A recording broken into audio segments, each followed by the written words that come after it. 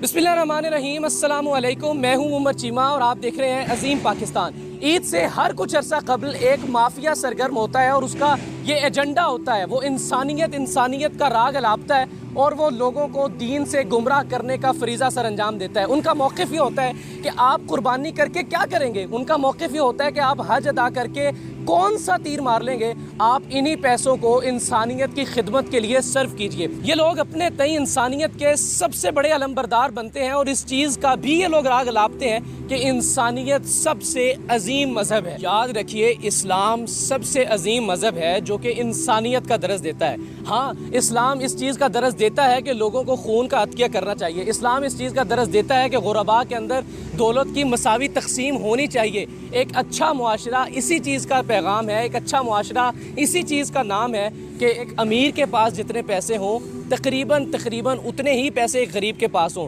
इसी चीज़ के लिए तो इस्लाम ज़कात का दरस देता है।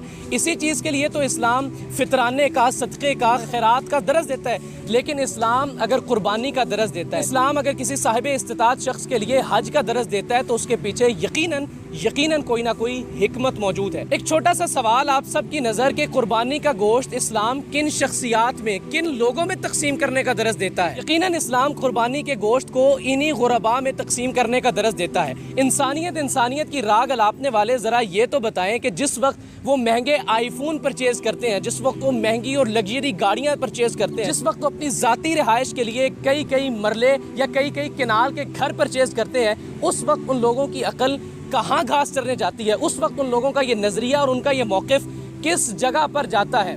हो सकता है कि आप मुझ जैसे एक आम से आदमी हो और आप इन तमाम तर चीज़ों को परचेज़ करने की सकत ना रखते हो, तो आप पर क्या ये नज़रिया लागू या सादिक नहीं आता? बिल्कुल आता है। जिस वक्त आप पिज़्ज़ा खाने के लिए किसी दुकान का रुख करते हैं, क्या उस वक्त आपके जहन में ये बात नहीं आती कि हम इसी 800 रुपये से किसी गरीब के घर में आटा भी डलवा सकते हैं? यकीनन झूठ के और बेबुनियाद बातों के ना तो पैर होते हैं और ना ही सर हुआ करते हैं। इसलिए उनकी जितनी भी इस्तदलाल हैं, उनकी जितनी भी अपने मुंह की और अपने दिमाग की बातें हैं, वो तमाम तर बातें यहाँ पर किसी न किसी एतबार से गलत साबित होती हैं। ये लोग कल को उठेंगे और कहेंगे कि नमाज पढ़ने का क्या फ़ायदा। आप इसी टाइम को यूटिलाइज़ कीजिए और आप किसी शख्स को जाकर खून का अतिया देकर आइए।